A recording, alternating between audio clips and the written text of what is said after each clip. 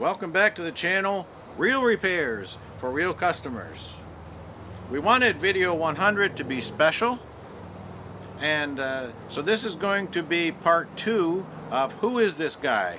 If you recall, in part 1 of Who is This Guy, I described my involvement in the business from the very first time that John Tracy introduced me to the concept all the way up to time for the YouTube channel.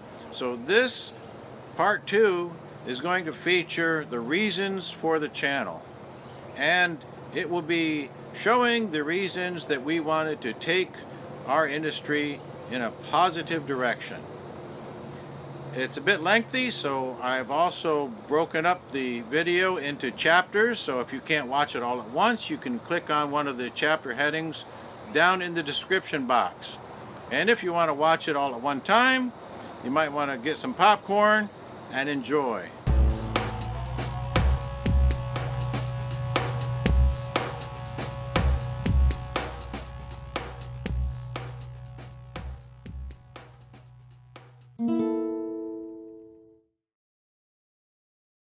Do videos? Who? Me? Are you kidding? That's my first response. The initial request to do self-produced videos came from a supplier in the industry, and there was an agreement initially for a certain amount per video, and the interest was there in doing repairs from start to finish. But I really didn't feel that videos were the thing for me. I had been concentrating primarily on audio, and audio engineering is pretty involved. I felt like my plate was full. So I had people coming into the studio, and I was doing projects for other people. I started also recording with a very simple setup, some audio for live gigs.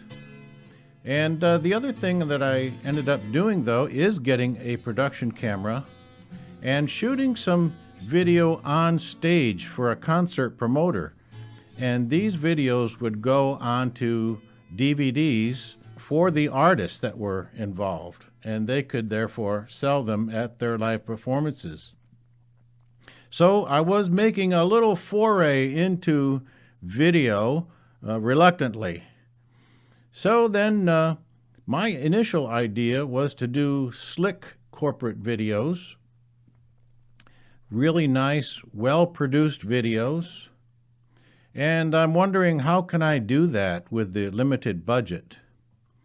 So I was having dinner with my good friend Juan from Barcelona, and I'm ranting on, kicking and screaming about how are we going to do these videos. I needed a crew, there's no money, where we're going to get the equipment, and so forth and so on. And like a good friend, Juan listened and didn't criticize me and let me air it out. And it was good that I did, because I realized where I was wrong and where I needed to rethink things. So in the meantime, we're getting ready to do some videos, gathering some materials that we needed. I had a little bit of difficulty at first finding software that I thought was good for me to work with, consistent with producing quality and getting a good workflow going. Well, we finally got that sorted out. For another thing, I had a production camera here that output to FireWire. And I had a computer specifically built for that with a Texas Instrument chipset in it. However, you know, now there's no FireWire anymore. That's obsolete so quickly.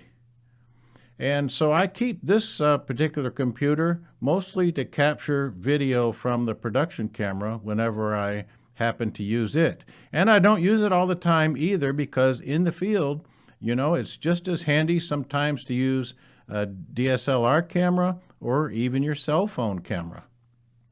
By the way, there is now a workaround for FireWire to Thunderbolt 3. You need several adapters, and I don't currently have a computer with Thunderbolt 3, but at some time in the future we probably will. Then there's the question is who's going to do the voiceovers? Well, we had John Davidson in studio, and we gave him a try, but he talks so fast that the microphone is not able to pick it up. So it's back to me, the most unlikely suspect, because I have a face for radio and a voice for silent film, I've always said. But if the content is good, maybe we can get by. So I realized I'm probably the only one then available that could produce the kind of videos that we needed. And what really made videos seem possible for me finally is the fact that other YouTubers were doing this, and I could watch them. They would put a camera on a tripod or just handhold a camera. And so now it looks doable to me, and I didn't think so before. So yeah, I was glad to see that. I had my confidence built, and I began to realize also that the YouTube style videos were what the modern generation is looking for, I think. It gives a better sense of reality, takes you right out in the field. If it's not a really slick, highly produced video, that's okay, because we're going to learn from that video just as well, or if not more. So now it seemed like videos were on the way.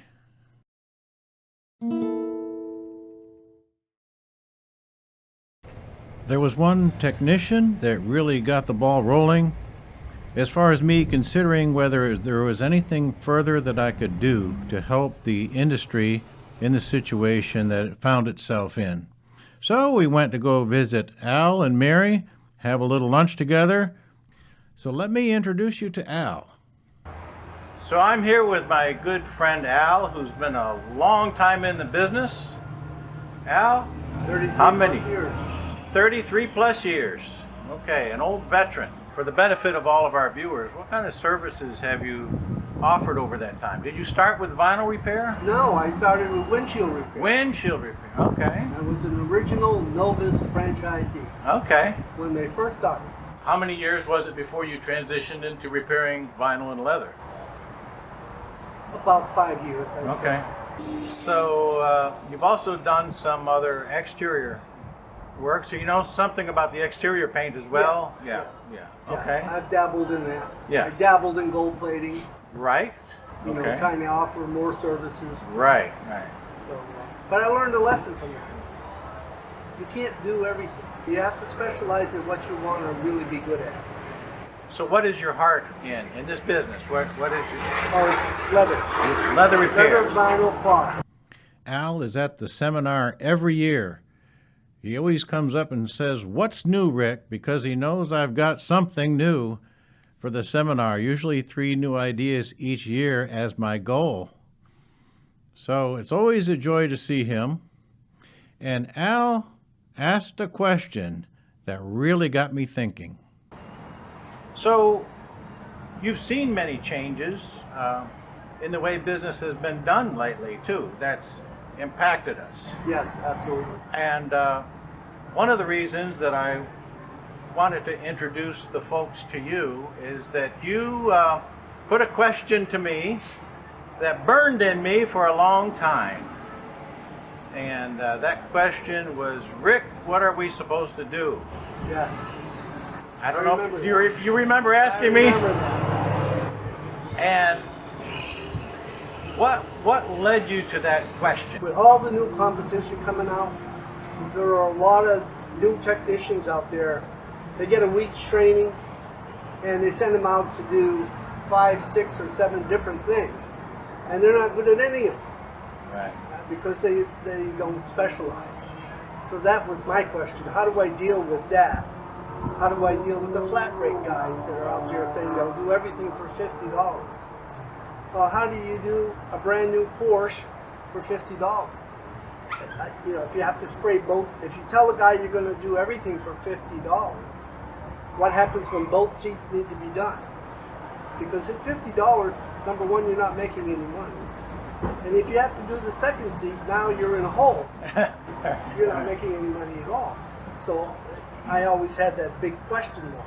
You know, I'd rather be honest with my customer. If you want me to work on your Porsche, then You know, I have to get paid for every seat that I work. So Al's question is a good one, but I'm thinking I'm doing all that I possibly can do for the industry right now. What further positive thing can I possibly do to counteract the negative things we're seeing in the marketplace? Al's dilemma here, by the way, is occurring in every major market across the U.S. where larger franchises are coming in and they're displacing the craftsmen at the car dealerships. But before I share my experiences, let's hear again from Al.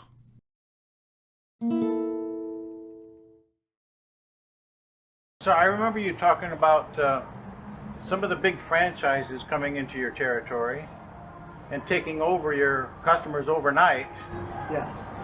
And so now you have the new people that are doing very low-grade quality work, and you, the craftsman, you're out on the street overnight.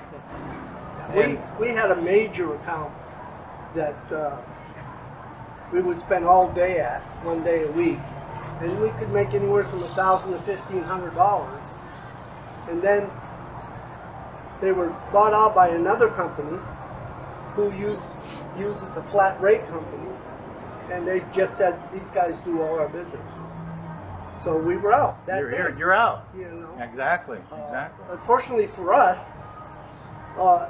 it allowed us to spend more time at the customers that wanted the quality. So we just made that transition. Better service for the people that really appreciated the level of your craftsmanship. Yes, and that's what's sustained us, I would say, in the last good 5 years. Yes. That's been the difference for us. Nice. We go to people that are happy to see us walk through the door. So typically, one of these larger franchises would send a slick salesperson into the dealership to present a package deal to the owner, and oftentimes this bypasses the used car manager so that he won't have any say in the matter. And they will bundle services together. They'll put dents, wheel repair, exterior paint touch-up, and interior repair together, say for $320 per stock number for every single used car on the lot. So this is going to mean that the dealership only has to cut one check for one vendor instead of 4 checks for 4 separate vendors, saving 3 checks a month. That's 36 checks a year, saving lots of trees and solving global warming probably. Now, these large franchises are backed by investors, and they need a return on their money. That's the main thing. They don't really care what the product or service is. They just want quantity over quality. And so they want these repairs done really quickly because we want stock numbers on invoices, people, stock numbers. As a result, their repairs are the quickest repairs, and they are at the bottom of the barrel for quality. That's unfortunate. Now, the other thing is that they're using, a lot of times, a gimmick called smart repair technology. I mean, it sounds good, and it's a wonderful advertising strategy. It really is. However, smart repairs refers to the size of the repair, small to medium area. It says nothing about the quality. And what it's admitting, really and truly, is the fact that we're not coming in here able to do the repairs that the craftsman has been able to do that you've been using all along. We do small to medium areas for a large price. Now, if we come across larger damages, you're going to have to, well, we'll have to get in touch with the craftsman, and we'll have to give him those jobs, right? We'll give him all the jobs that don't have as much profit in them, and we're going to take the gravy work that has quick and easy money and make the profits on that. So that's what the craftsmen are finding out in the field in reality. How ironic that something called smart repairs is a dumbing down of repairs in the industry. What's interesting too is that the franchises have beaten the dealership at their own game. You know how an ad will say something like 0% financing, no money down, no payments until next year, until you get to the fine print. And typically, everyone knows in the automotive business that all the fine print takes away everything they just said. And so it is with the franchises. They go in promising the moon, and then, oh, no, well, it's not working out that way. And you'll see what we mean in a little bit. So these franchises may have affiliation with the auto auctions. They might own them, in fact. And so they have a position where they're going to be securing a lot of the work before the automobiles actually get to the dealerships where the craftsmen might have seen them typically. So they get the work first. The problem is they are creating garbage work that the craftsman cannot fix later. The craftsman is going to say, I didn't sign up to fix this kind of garbage. That seat was repairable, but we're going to pay somebody to make real sure that nobody can repair it now. Arr! So Al's question got me thinking for the longest time, especially relative to our industry, where you have businessmen and craftsmen. What's the difference between a businessman and a craftsman? And I got to thinking, let's condense that as small as we can. And I thought that a craftsman is someone who develops their abilities in order to make a living. But a businessman uses others to make a killing. And when you think about a craftsman, you think about someone you can trust. But how about a businessman? Well, maybe not so much. And this is not to say that within franchises there aren't individual craftsmen, right? I'm sure that there are. But that is not the way the business is being presented to us in reality in the field. I'd like to mention also another contributing factor to the low quality of work in the franchises, and this is not the only factor, but one I'd like to mention at this point. And that is that when you pull a trainer in from the field, who are you getting? Who are you getting? Well, if a person was successful in the field, I highly doubt that you're going to take someone away from the money and the independence that being successful in this business gives you. You're not going to pull them away from that and bring them in-house. You're going to get somebody that's maybe in a process of development, but he's not got there yet. And that's the one that you have training your people. The other thing is that once you pull a trainer in-house, his education stops. For example, if I quit work today, never went back in the field, my education would stop today. Same with any trainer. He needs to be out in the field. That's where you're going to get your education.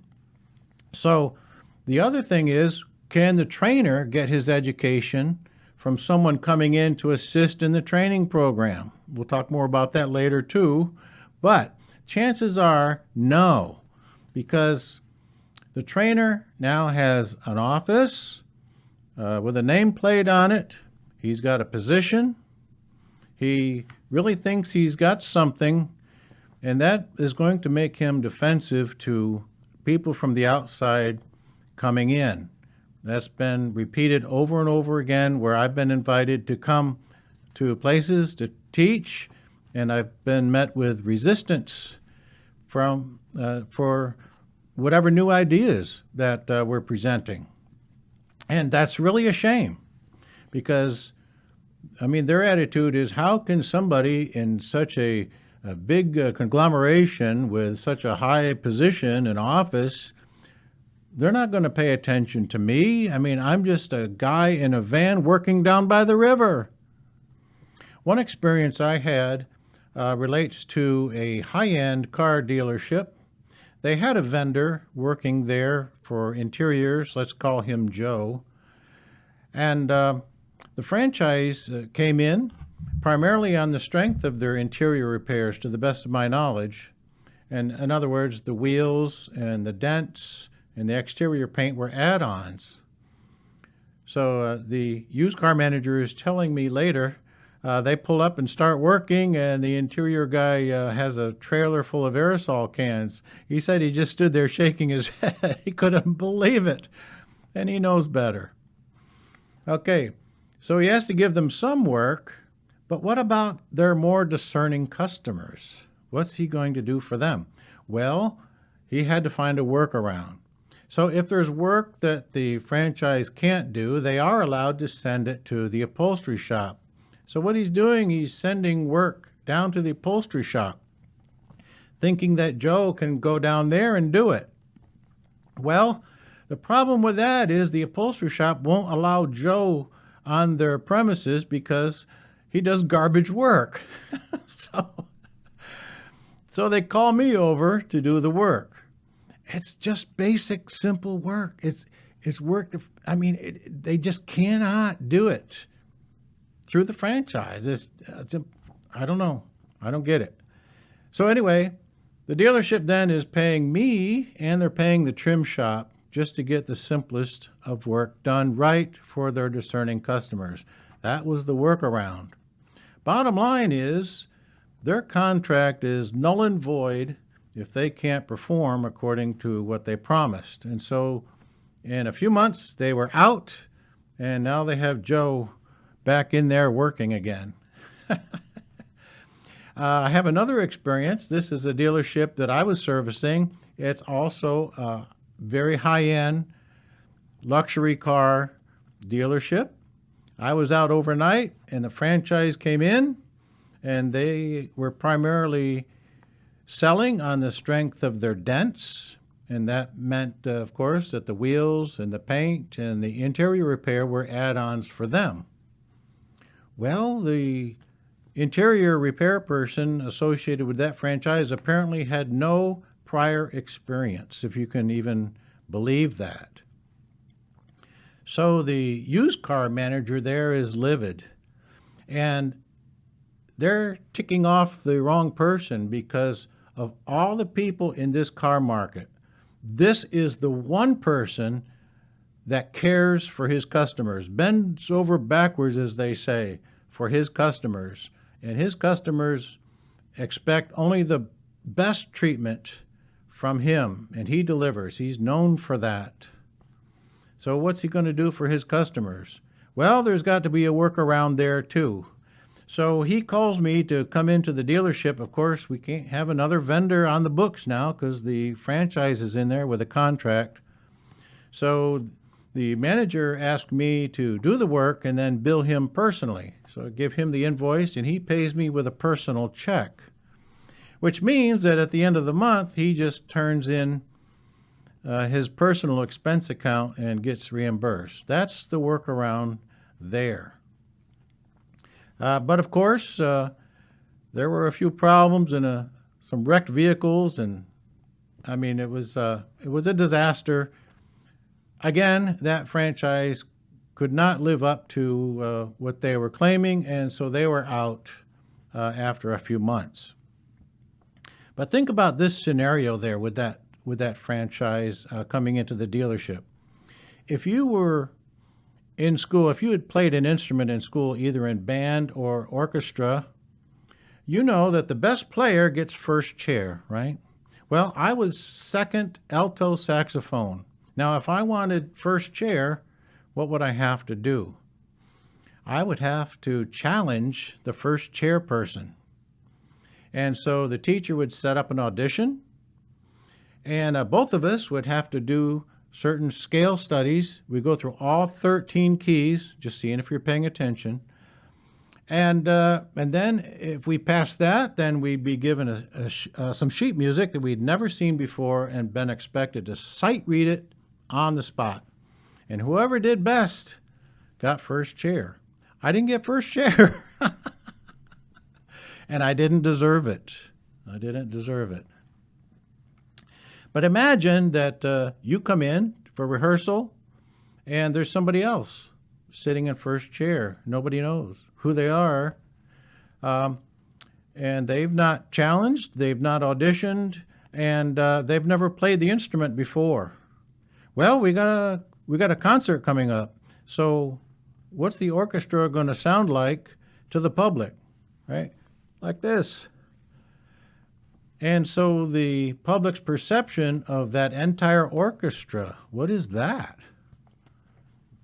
And so that's what we've seen here with a lot of these operations.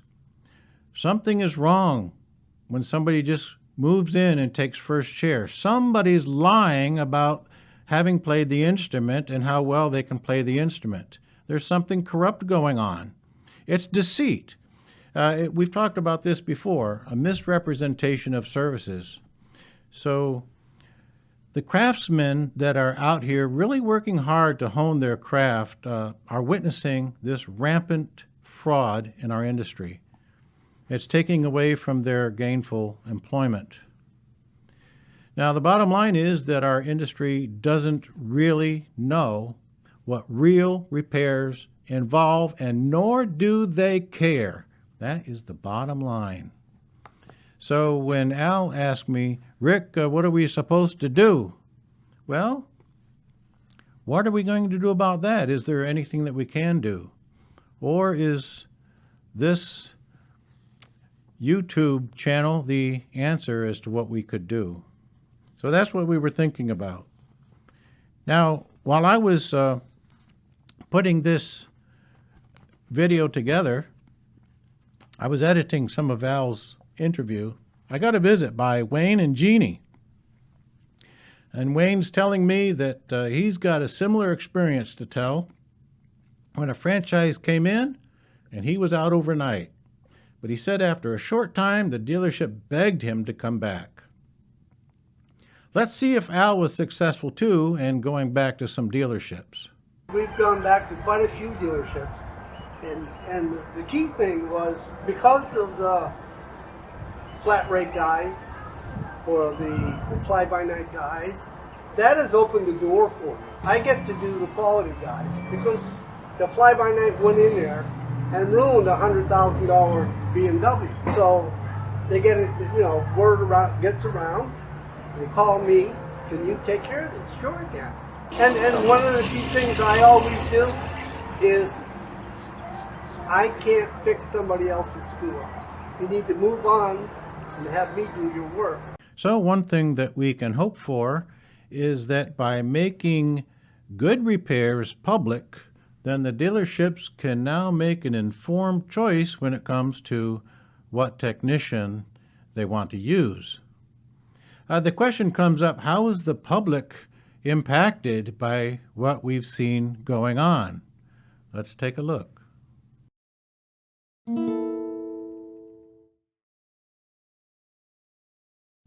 Now, this is not the worst repair we've seen, but it is significant in that it is this particular repair where my patience for the last 4 decades had finally run out. The customer wanted the car itself, but he was livid with the repair that was done on this car. Well, I said, why not take it back? Of course, that's a rhetorical question because who's going to take it back to someone that did this? But at least I felt that whoever did this should be held responsible for making it right. Of course, the customer is not going to take it back, and he realizes he's going to have to pay full retail now to get it corrected. So this is how the public is affected. They feel defrauded. Let's look first at the color. Now, I want to mention here, when I look at repairs, I do not want to be overly critical. We do a repair to fit the situation, the circumstances. Who of us expects somebody to come along and analyze it, using a magnifying glass? To do so would be childish. And likewise, we can, all of us, have a failure of a repair from time to time.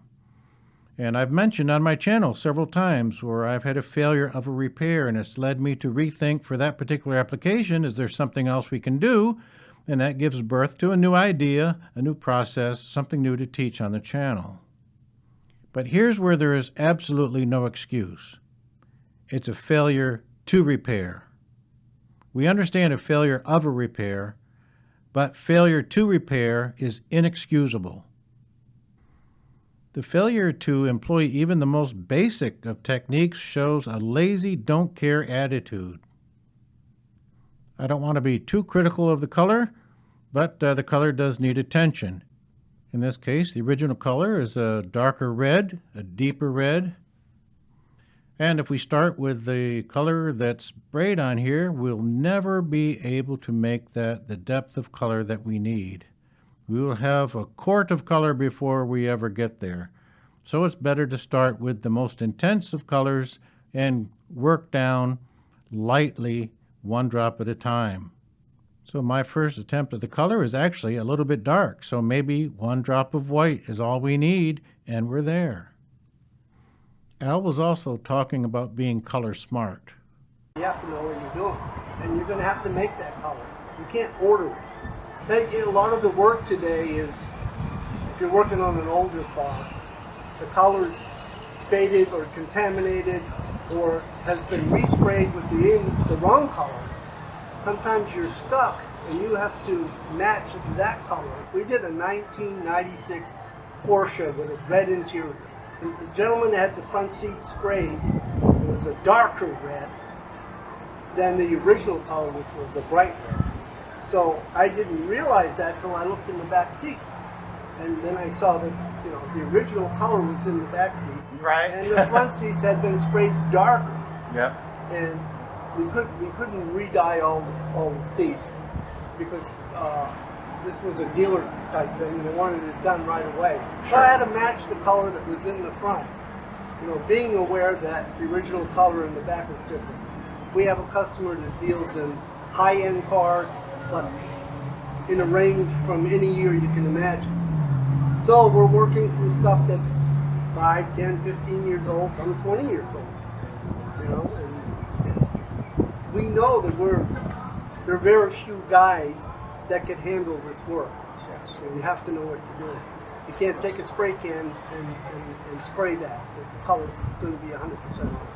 Even colors that we order have to be tweaked. Everything has to be adjusted. That's it. Taking a look at the repair itself, we see that the technician made no effort to actually correct the real problem here. The vinyl became brittle with the loss of plasticizer. It split open and it's curled up. So if we push this vinyl down, it's going to spring back up. A spring is stored energy, so we don't want the stored energy in our repair. So how do we treat the spring? We can break the spring, that is, we could cut it, but cutting would leave a big hole, so often we don't do that. We could bend the spring. On a BMW map pocket, we did just that. We bent the spring, so it has less energy with which to break the plastic when the pocket is opened. We bent the spring in the vinyl in our demonstration by using an iron and putting a crease in it and cooling it below grade. So we must impart energy greater than that of the spring energy if we're going to solve our problem. I was invited to one franchise headquarters to speak to them about expanding the scope of their teaching, and was describing what you've just seen here. But their main instructor said, I just use a heat gun and graining pad and never have a problem. Well, what can I say to that except, let's go back to slide number 1. I am sure this technician would say, I just use a heat gun and a grain pad and I never have a problem. I was not invited back.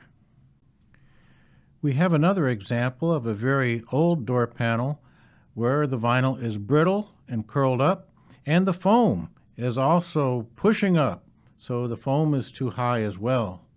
So in this instance, we can grind them both down to slightly below grade and then repair perfectly flat. So we have ground the spring away. There is no spring showing here. There is no stored energy in our repair. Of course, you could never get this texture sprayed out of a can. This is another example of where we've had to build a texture or create a texture. Our technician failed to employ the use of a mesh that's been around for decades, and this bridges the gap. This goes from one broken edge to the other, and it will totally hide that edge forever. And here's a tip. When pushing the mesh in, use a grain that is deep and busy. The heavy grain will make indentations into the repaired vinyl, and it will perform a mechanical coupling or interlocking between the mesh and the vinyl. And then when you spread your final layer of repair compound at grade, it will also interlock. And you can imagine sliding across, these are going to resist movement because all the components are interlocked. The customer is also not happy about the red and black overspray on the white door, and he's afraid that if he tries to remove it, he's going to damage something. Apparently, they tried to hide the red overspray on the black by spraying black, and they got both oversprays on the white door. So, Rick can clean all this up, of course, as he does every day. I told you my patience ran short on this. Initially, we saw a repair that was worse than what was available 35 years ago. Who could believe it?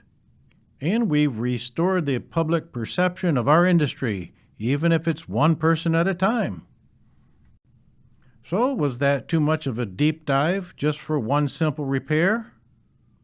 Well, let's look at slide 1 again. I'll get my hat. So, in response to Al's question about what could be done, especially now concerning the public, why not let the public become aware of what repairs are available, so they have a higher expectation of quality now from the technician that's serving them. Now, the viewers have sometimes contacted me, viewers from the public, and asked if I could refer a technician to them. Well, I don't have a list. And if the distributor is not forthcoming with recommendations, then my hands are tied. However, in one instance, the distributor looked for someone that could do what was done in the video. They searched in that state for that customer and in the 4 surrounding states. Unfortunately, they couldn't find anyone, but perhaps all of this will change in due time.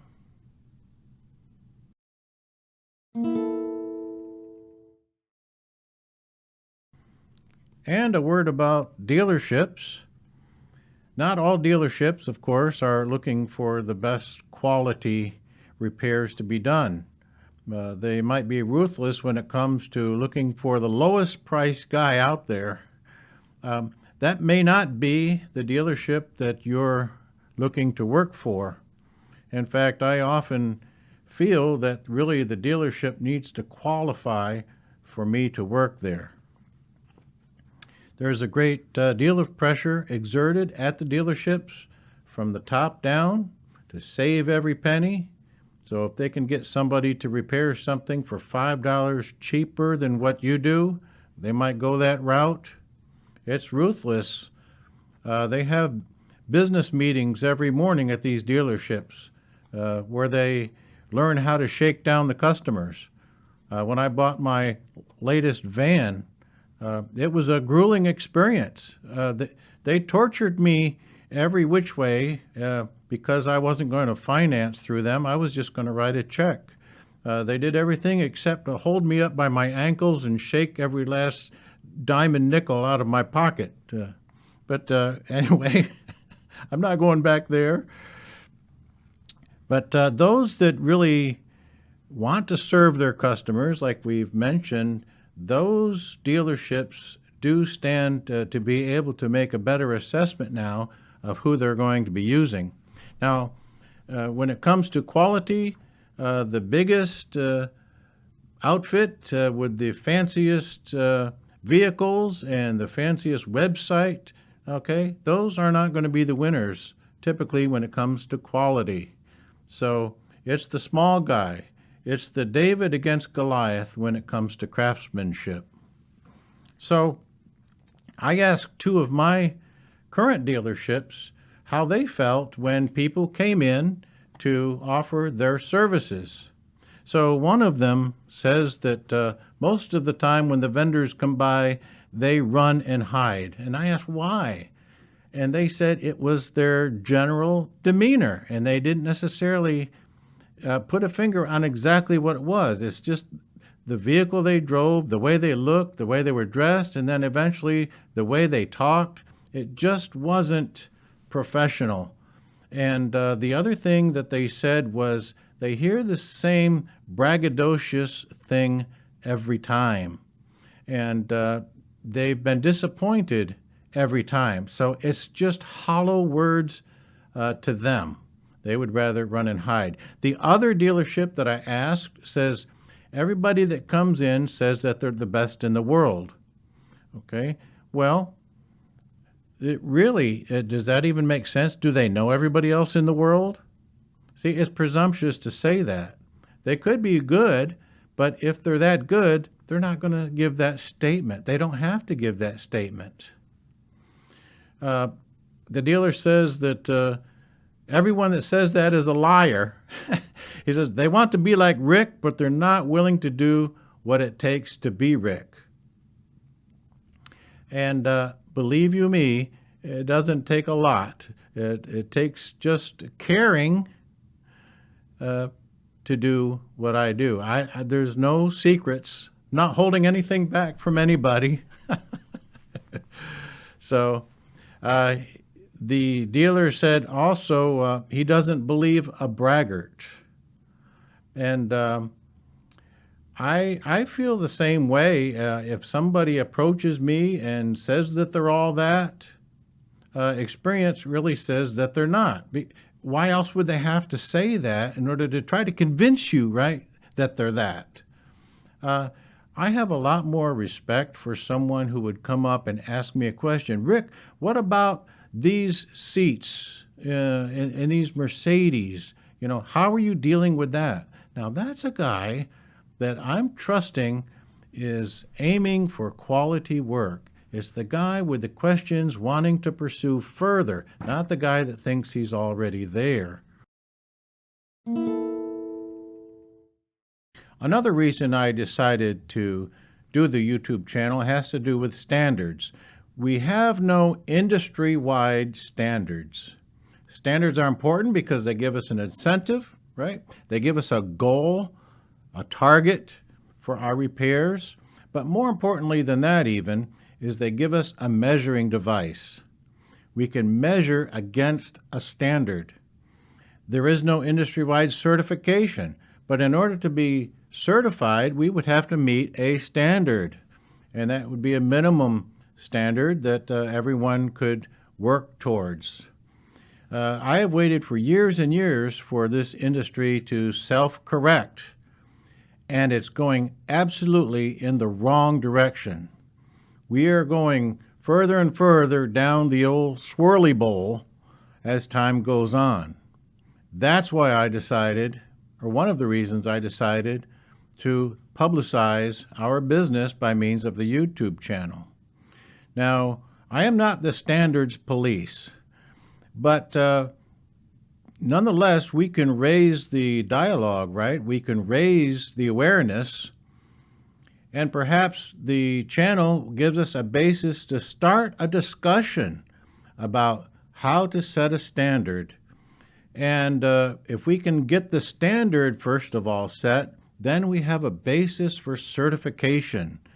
And then the public can look for certified technicians to handle their work with confidence.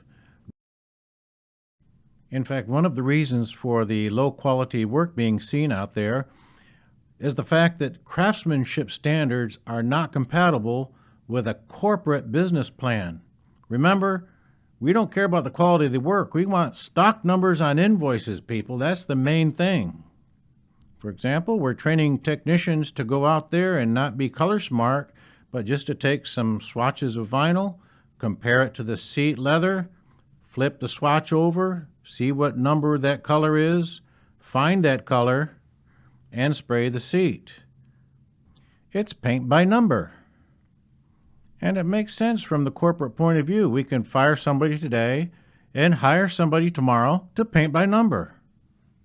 The recent rise in the use of solvent aerosols on leather has also shown a disregard for even the most basic standards in our industry.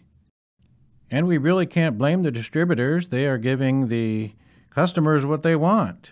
If they want more aerosol colors, then of course they're going to provide them. And would you rather make $1 million selling aerosols or $100,000 selling a proper product to a craftsman? It's a no-brainer. So another good question is, where do we find an independent voice that could be used to help to set a standard or to help with certification? Now, at one point in time, there was the IPVRA, which was the International Professional Vinyl Repair Association, that was designed to help a sense of community within the industry, but it wasn't an independent voice. It was actually doomed to failure from my first experience with it. But nonetheless, it was an earnest attempt by some people in the industry to further the industry and perhaps to further the standards of the industry. It's now defunct, however. I have heard that somebody is trying to start up something again for technicians in the industry. I don't know anything about it. I've heard it was by invitation only. I'll give you one guess who's not invited. The question that I have is that with the low quality of work we see done across this industry, is this the time to be forming a closed society of people getting together to stroke their egos? Well, to answer that question, I've set this plate here, and I don't know if you can see it. You can look real hard, but I've stacked this plate real tall with feelings. I've heaped up the feelings way up high on this plate. This is what it looks like when you are symbolically trying to appear that you're helping the industry. Do you imagine that that's what the average technician is looking for? Or is he looking for something like this channel that he can really sink his teeth into in order to better put food on his table? So I began to realize that I was in a unique position to serve up something that no one else could do and no one else would do, and with no one willing to support the one that would and could do it. So we have an independent voice after all. Now we have to talk about standards to protect the public.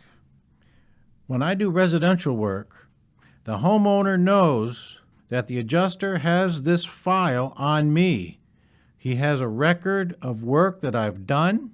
He has my law enforcement background check on file, which I pay for.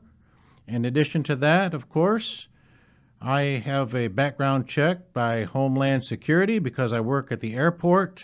Also, he has record of proof of insurance. So these standards are there so that the homeowner can have some trust in who is coming to their house. Now in the U.S., we know how standards can generate trust every time we go to a restaurant. And if there is a big A on the front door, we know that the restaurant meets the quality standards so that we can trust eating there.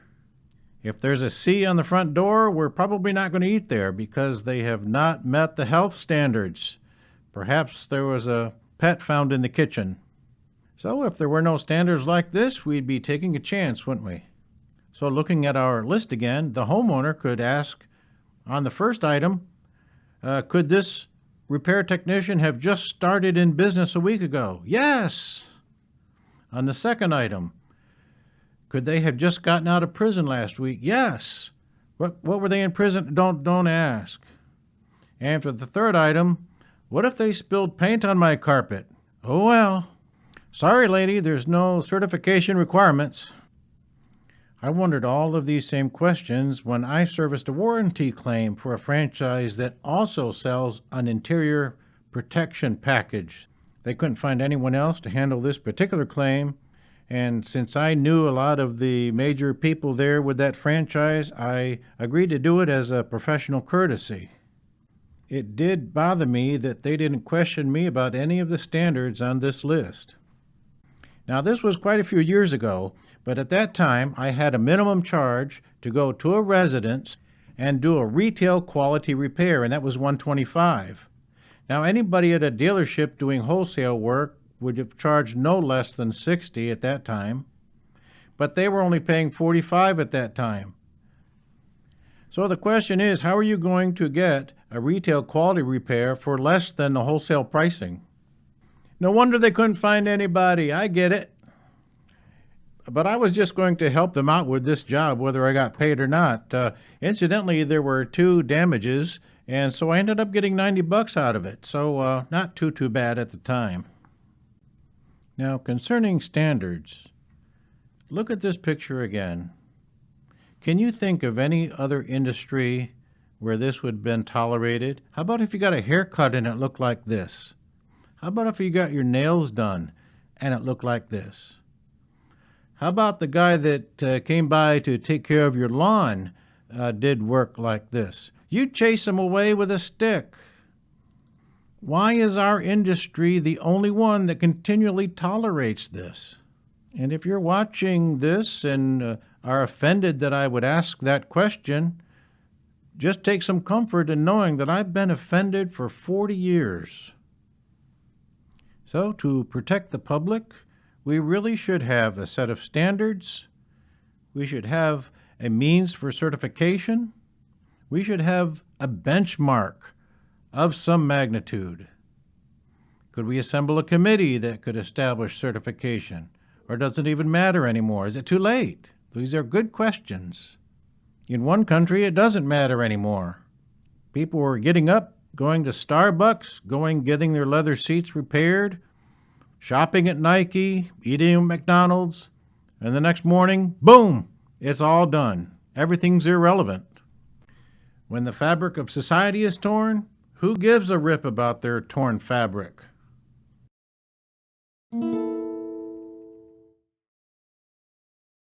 You are probably aware that many other services that require certification also require further periodic education. So these people spend money traveling, spend money attending the seminar. Even if there's a test, you might have to pay big money just to take the test.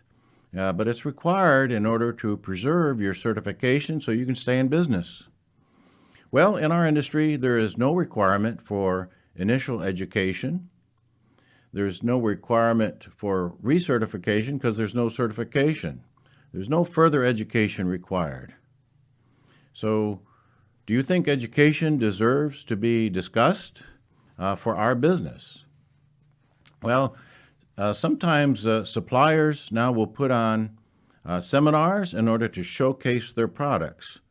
Now, this is not really training per se, but in order to showcase the product, you have to do some sort of a demonstration. So the training sort of fits in there with the product demonstration, so there's some benefit to the attendees in that respect as well. So what are you paying for? Well, you're not paying for training, but you might pay $100, which is pretty typical, to attend the seminar. What does that go toward, you might wonder? Well, here are some things.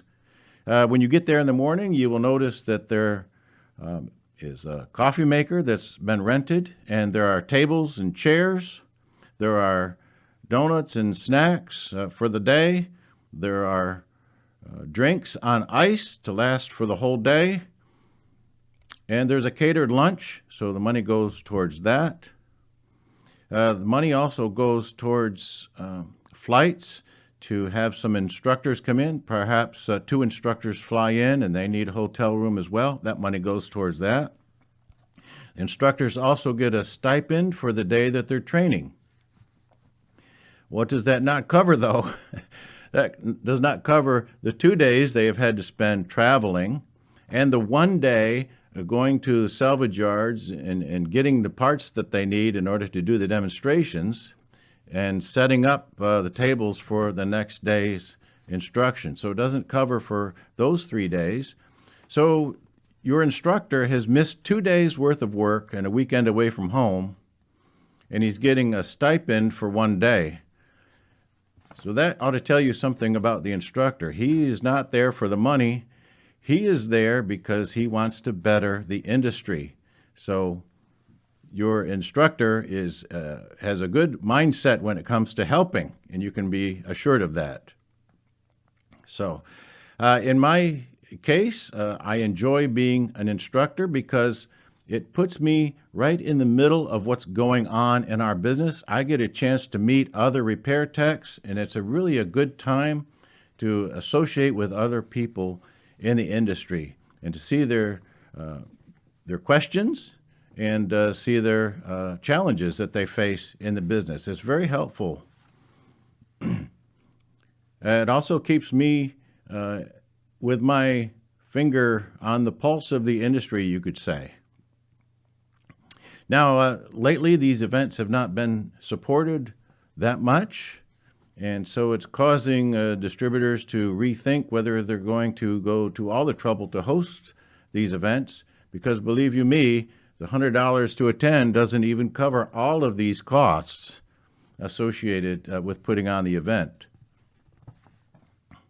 Now, just to give you an example how folks are not inclined in our business to spend money on education or even on proper products to use. One fella came to me at a trade show, and he had a curved needle that he found another source for. Didn't have to buy that from his distributor. Would I be interested? Well, I don't know. I mean, how much money are you going to save on a curved needle? 5 cents? Well, he gave me one, and I tried it, and the very first time I tried it, it straightened out. Now it's a straight needle. So no matter what money you thought you saved on a needle, for Pete's sake, you just wasted that money because now it's no longer a curved needle. Here's another situation. A customer called the distributor with a problem with adhesion. Okay, your coating is not sticking to the leather. Okay, so the distributor asks, what are you prepping with? Well, I'm using something I got down at the Family Dollar, whatever.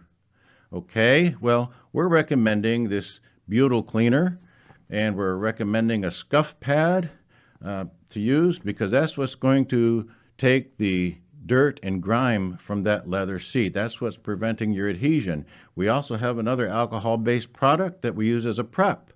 So I could put those 3 products together and send them right out today.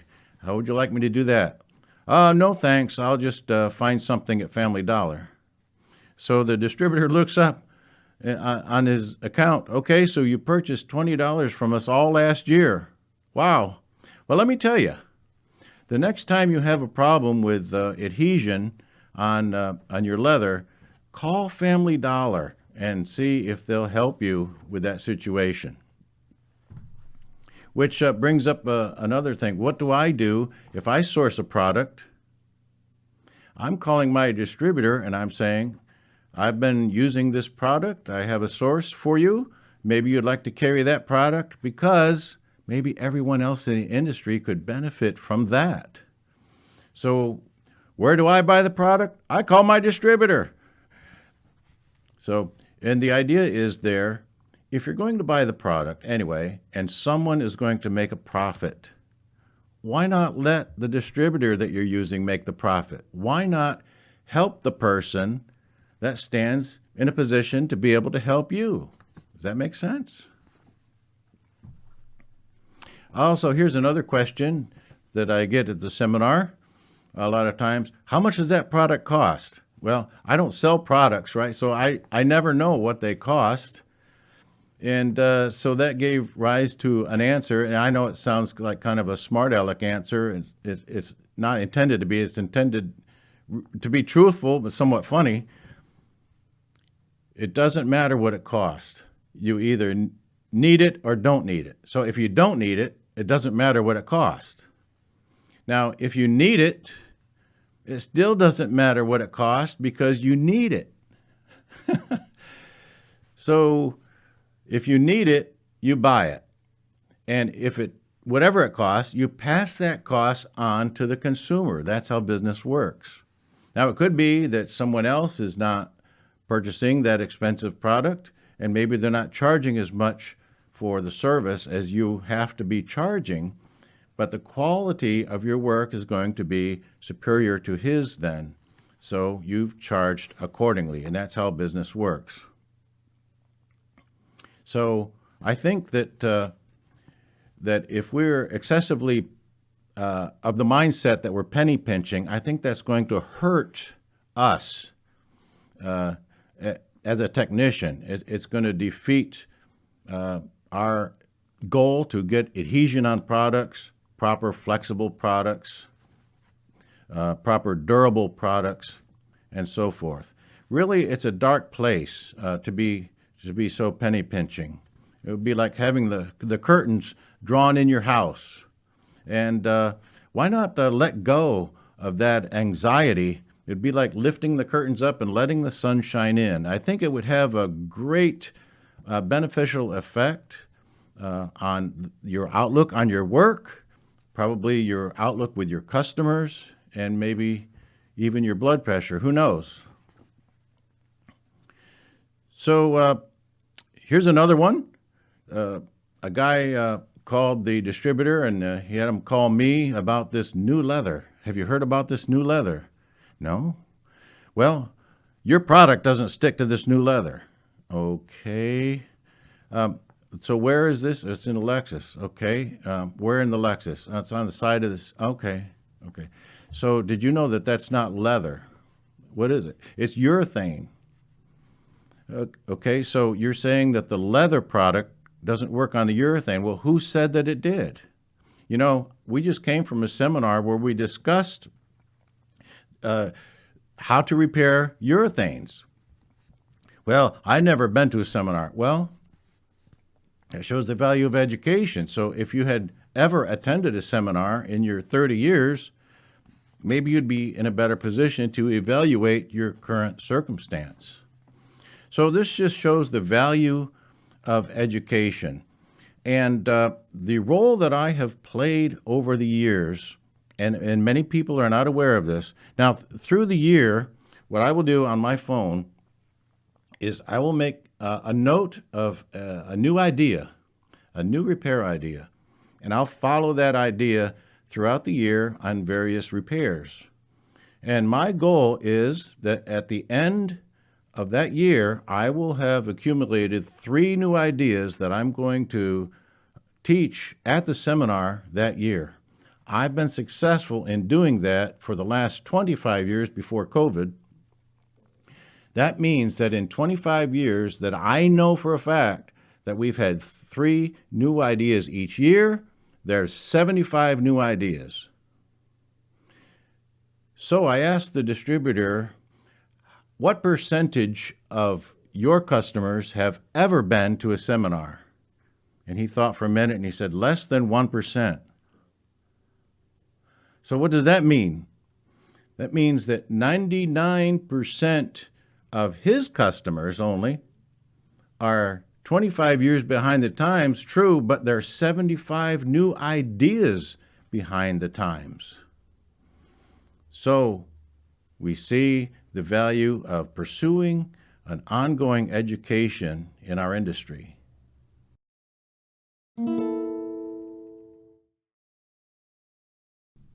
One other consideration for starting a YouTube channel was, can I do it on my own? Well, the size of the YouTube channel is going to be the smallest of all channels. In other words, there's never going to be any hope for monetization.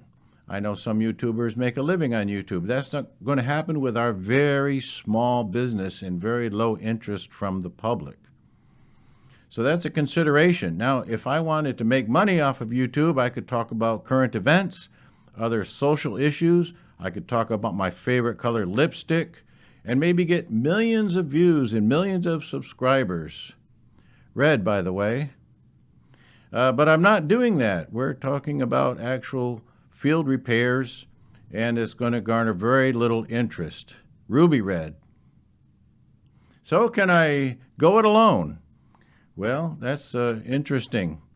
You might have appreciated also that through watching these videos, I have never once solicited selling a product or solicited any services for myself. That's not what we're about here.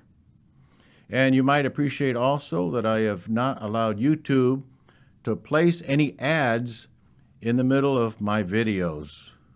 You're very welcome. Boy, isn't that irritating? So the other thing I've rejected is offers that come in by email for people wanting to host 30-second advertisements in the middle of my videos that have nothing to do with our industry, and I could make some money there. Not interested, right? It's not going to help you at all. And that's what this channel is all about. So going it alone, you would think, why do I have to go it alone? Well, you would think that maybe a channel of this magnitude would be of great value to a distributor. A channel that discusses all of these topics, it would seem to me, would be a distributor's best salesperson, would it not? Well, that's not what's happening, though. And the reason you might think so, we could list some reasons. I've got some here. The distributor would not have the customer base by which to draw on these varieties of repairs, especially across so many different markets that I serve. That's not going to happen.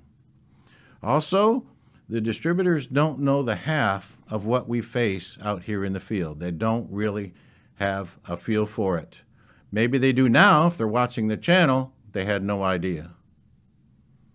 Also, distributors are not competent in their repairing in order to demonstrate properly. They simply just don't have the experience of someone who's been working in the field.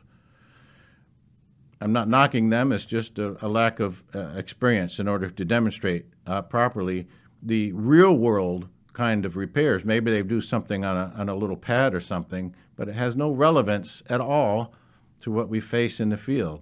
And you and I know that. Also, when it comes to teaching ability, there is almost no teaching ability. And let's just talk about that for a second. It's horrible, the teaching methods that distributors or even other trainers in the business do. I was at one franchise headquarters, and I'm looking, and there's one person sitting in a conference room by himself all morning. I'm saying, what's he doing in there? Oh, he's learning color matching. By himself? Are you kidding me? He's in there learning color matching by himself. And then there's the other thing, that when people try to teach color matching or anything else, often in our industry, the teachers want to make themselves look so great. And so you can use all kinds of terminology to make it sound like you really know what you're talking about. And how does that help the student? It doesn't. Studies have shown that if you introduce 3 new terms to a student, you've maximized what he can retain. So, for example, when teaching color matching, if you've introduced 3 new terms, you are at your limit. And just to illustrate that, you notice in my videos, I don't ever use the word chroma, right? We could talk about the strength of a pigment, for example. Well, he would be a customer, but the student, he already knows the word strength. So why not just use that term, since it's relevant to him, and don't introduce the other new term. It's like this. You could introduce a million new terms, and the student comes out of the classroom and says, wow, that teacher really knows his stuff. But how has that benefited the student? You've lost the student. He has this inflated view of the teacher, but what good does that do him when he goes out in the field to work? You would rather the teacher take himself out of the picture, immerse the student in the subject, so that when the student leaves the classroom, the student is saying, man, I'm really starting to enjoy this color matching. It's not as hard as I thought it was. But we don't have teachers typically in our industry. So that's why this channel would be something really beneficial to any distributor. And the other thing is the distributor does not have the experience in the field that leads to creativity and innovations. Just not going to happen. He's going to stay stagnant with some methods that he's been taught maybe 20 or 30 years ago. So we're not going to be able to push the industry forward. So all of these things would contribute to a channel that would be his or her best salesperson. But that doesn't seem to have any impact. So you would think maybe they'd be glad to support such an effort on their behalf, but no, it's not the way things really are. Instead, after watching this channel, you might watch some other distributors' videos and get a chuckle. There's a lot of misinformation, a lot of contradiction. Some things are just not scientifically correct. But to the public, you know, the things that they're saying there, a lot of words, make it sound good. It sounds good to the public. They don't know any better, and they say, yeah, and they eat it up, and then they sell products. But that's what they're trying to do, is to get you to sell products. Whether everything is true or relevant or not is beside the point. So what would I have to invest in then if I were to go alone on the channel? Well, of course, we have the materials. We already discussed some of those, right? We had the equipment with the computer, hard drives, memory cards, cameras, tripods, mounts, lighting, software, and so forth.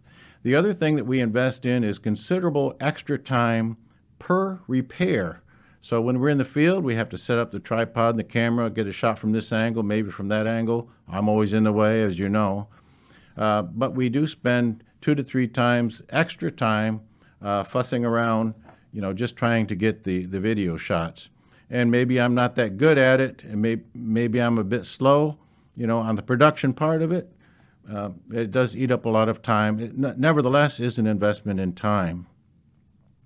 So the other thing that folks may not realize, those outside the industry certainly don't. Those that are in the industry maybe don't appreciate it when they see it.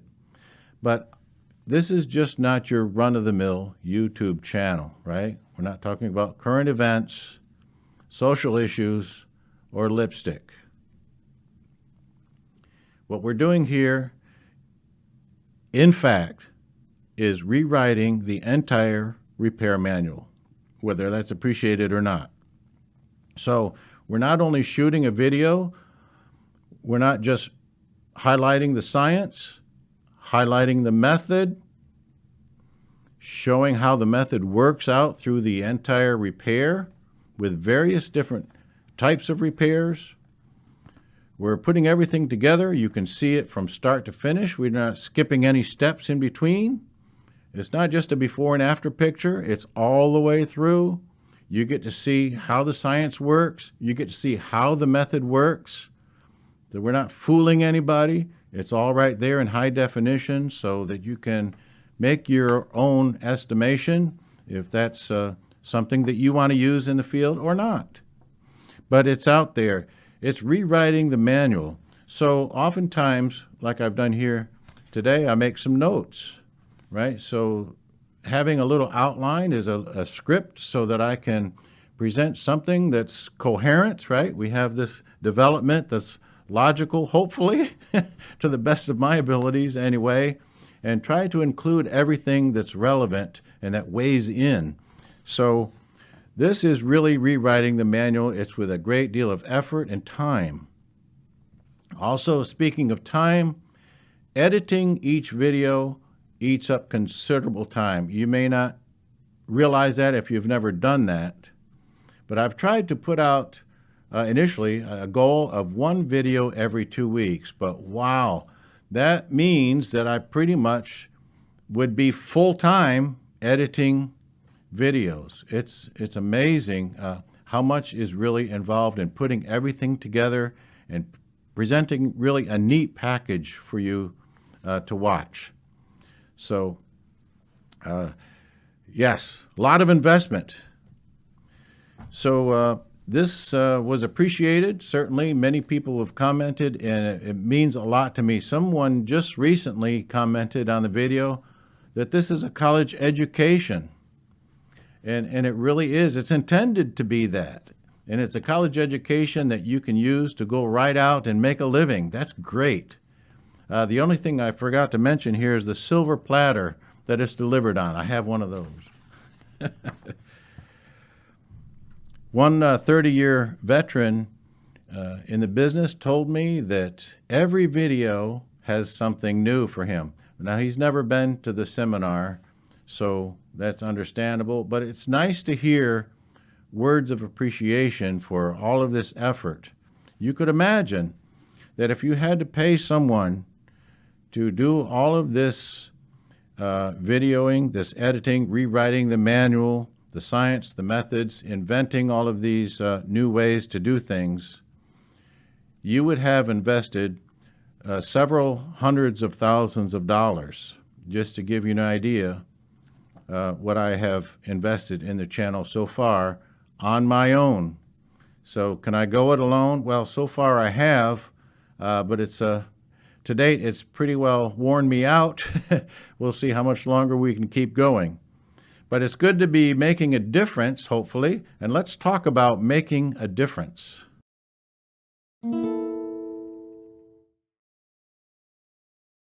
I have an experience you might enjoy about making a difference.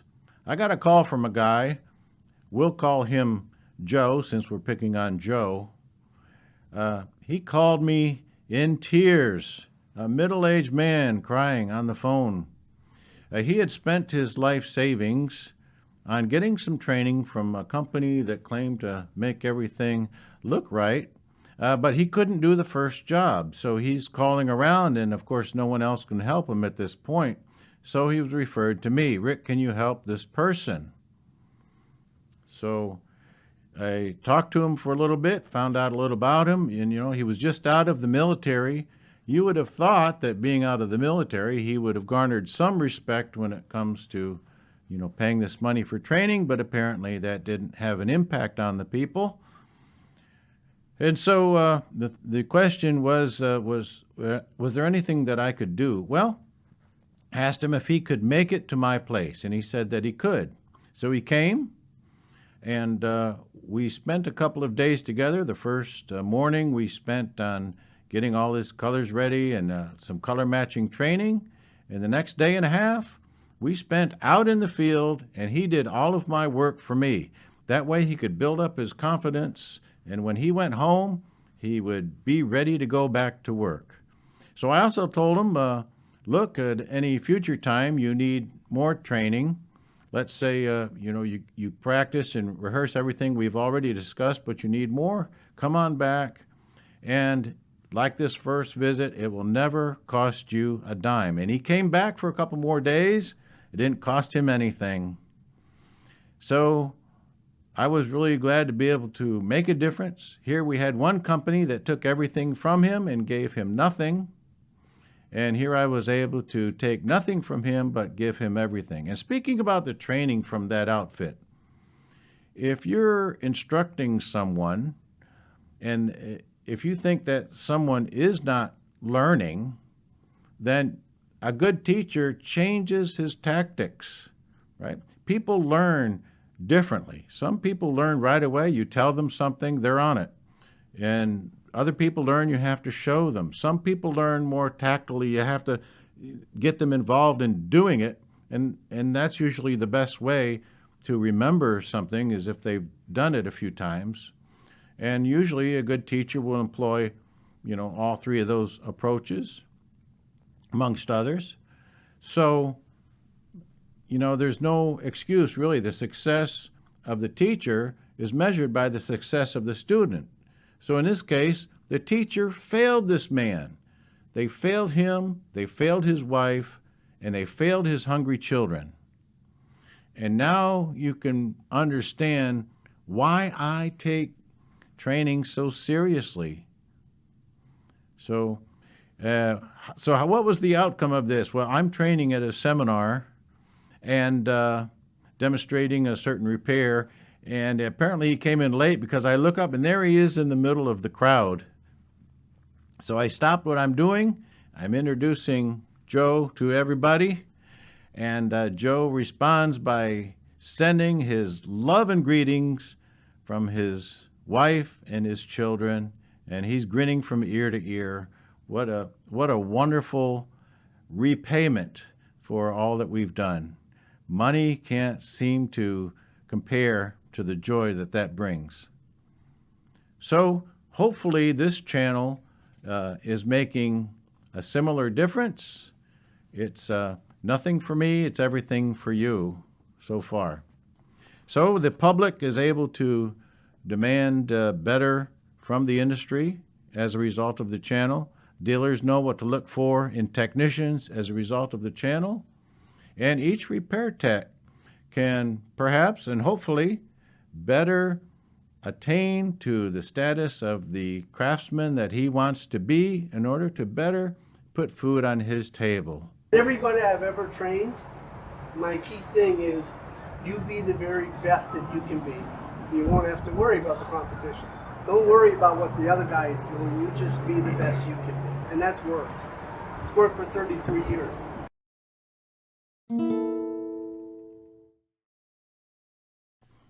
The last reason that we're going to mention for the channel has to do with a health crisis. So for some time I was feeling vertigo. I would be dizzy. One time I came out of a restaurant and felt like I was staggering through the parking lot. Not a good time to be doing that. They're going to think somebody's drunk here. And one time going to the mailbox, I wasn't sure I was going to make it back to the house. Fallen down drunk, kind of.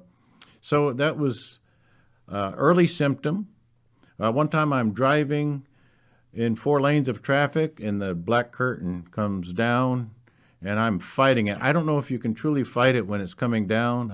I've fought it before by putting my head down, but I couldn't do it here while I'm driving. I did make it to the shoulder safely, fortunately.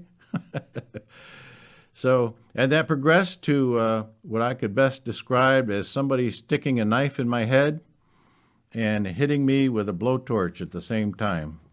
So it got to be pretty serious, and it was constantly misdiagnosed, and so I didn't get early treatment, which for what turned out to be cancer. So I got an appointment from the best surgeon available, and they put me for several months away. And I told the lady there's no sense in scheduling me for something for 3 months away because I'm not going to be alive. And she said, well, there's nothing else that I can do, but you can call in case somebody cancels, and then, we can put you in. So this was on a Friday afternoon. Monday morning, I went to work and I called in. It said, do you have any cancellations? I'm the one that called Friday, said I wasn't going to live. She said, no, don't have any cancellations yet. So Monday afternoon, I'm still at the same dealership working, and I get a call back. Can you come in tomorrow? Yes. So I did, and I'm being prepped already for surgery.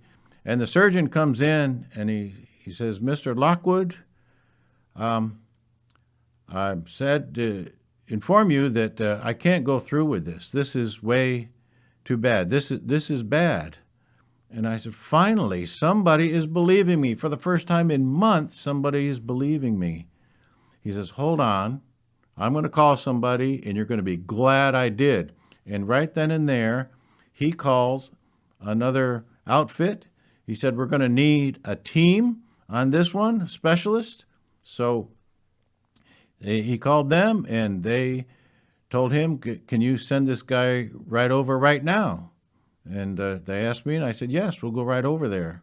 So we went over there, and they said, we're going to have to do our own scans too. So they did that, and then they scheduled me for surgery right away. I had 2 surgeries that week. So that it was very good of that doctor to make the phone call that fast-tracked me and got me to the head of the line. So while I'm in the recovery, this kid comes walking through for some reason, and he looks at me and he says, Mummy. I said, I'm not your mummy. And then I took this selfie. Hey, he was right. Then the doctor came in. He said he had some news. And he said the brain scan was negative. I said, what are you trying to be, a wise guy or something? And then he showed me the picture. All right.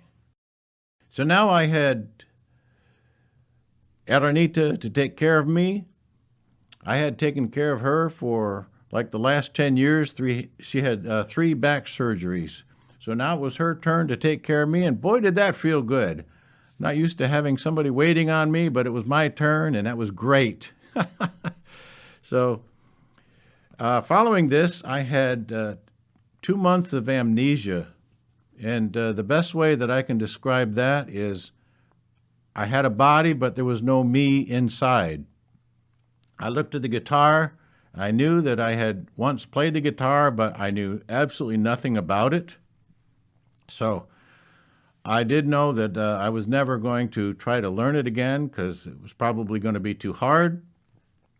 And then after 2 months, day by day, a little bit more of me came in. And that was really something to experience. I still don't have my memory back. I fail miserably in my memory, so I always say I have A.R.T with me as, like a hard disk, like a thumb drive that I can carry for my memory. So now the doctor, of course, they talk about a window of time that you have, and so that's the time to talk about end-of-life issues, to have some frank discussions. So I mentioned to my wife that I wanted to be cremated. So she made an appointment for next Tuesday at 8 a.m. She knows I hate that morning traffic. A.R.T has been nothing but supportive. In fact, before we were married, I was in a very physically abusive relationship, what I managed to be able to legally get out of.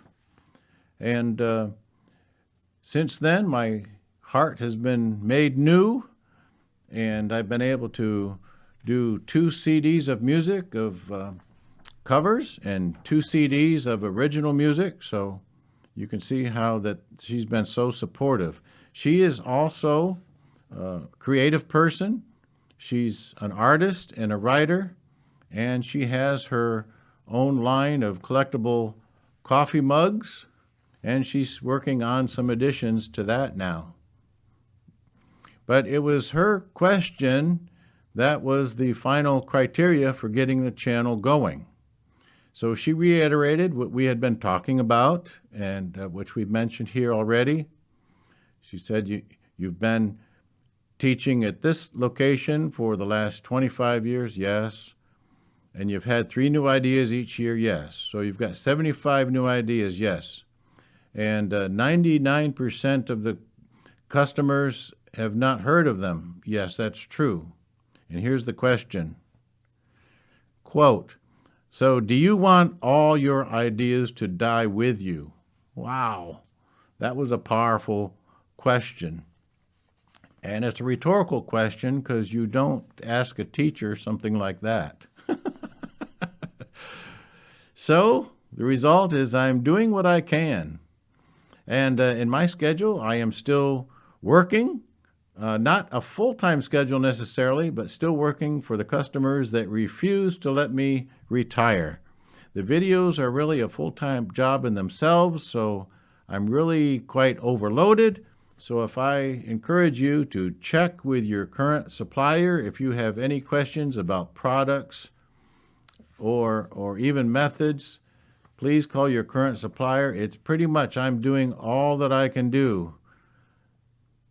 I would like to do more, but I'm actually more limited now than ever. So the other thing that's occurred is I've learned how threatening that inflammation can be, because after the surgery, I have had serious bouts of various inflammation, and it's life-threatening.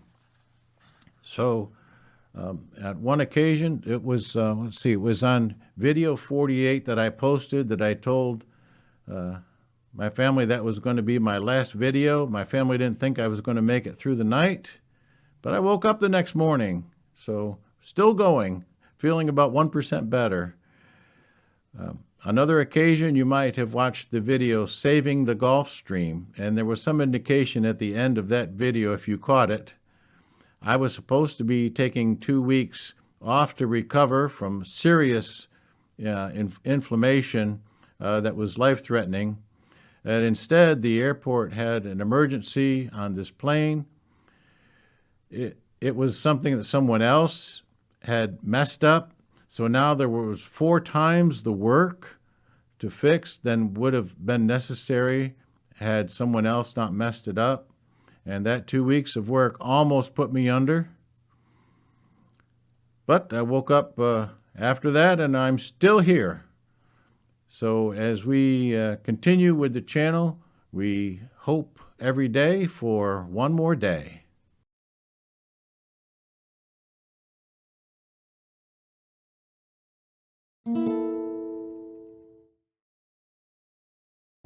Almost by some providence, coincidence really, our videos on this channel have provided a continuing education all through these couple of years of COVID. So that's pretty remarkable that that turned out that way. And you might ask, what now? What's planned? Well, I did promise initially, some years ago, that we would have more technical videos. I haven't got around to changing my PowerPoint demonstrations on some technical issues, changing them into videos, but we hope to be doing more of that as well. But in the meantime, we've had so many interesting field repairs that are exciting to me, and so we've kind of put those to the fore.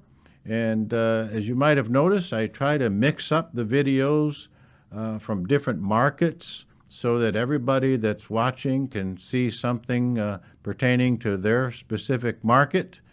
Also, there are some interesting, challenging videos that I like to put in there to keep and generate some interest. And there have been some vehicle-specific videos also that are appropriately, put to the front of the line, if you will, because we see those vehicles now in the marketplace.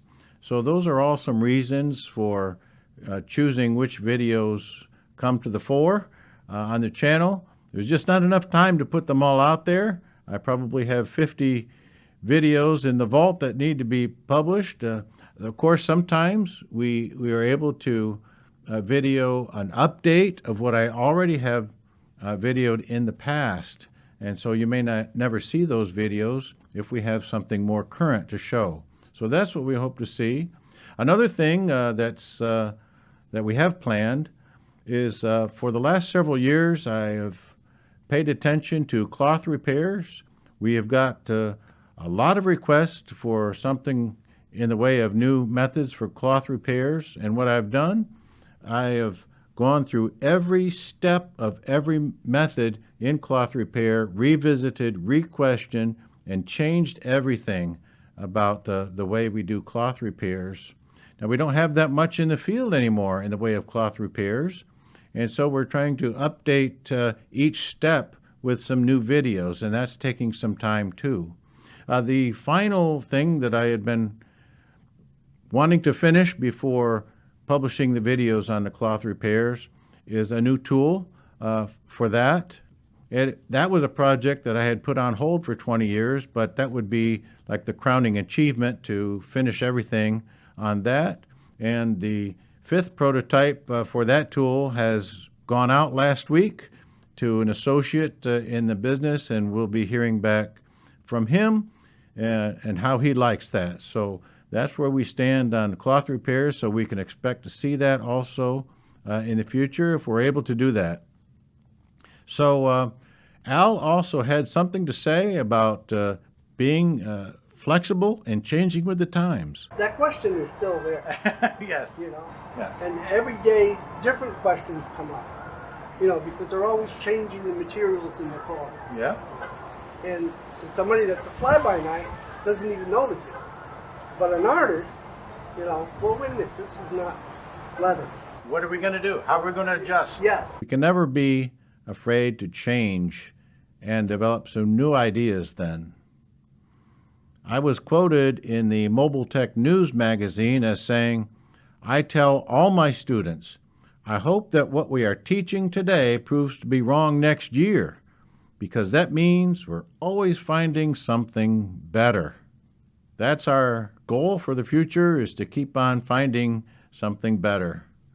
I want to say thanks to everyone who stayed through this long documentary. And before we go, let's say goodbye to Al. Thank you for All right. all Thank that you. you've done to encourage me. Yeah, and I'll keep encouraging you. I'll keep pushing you.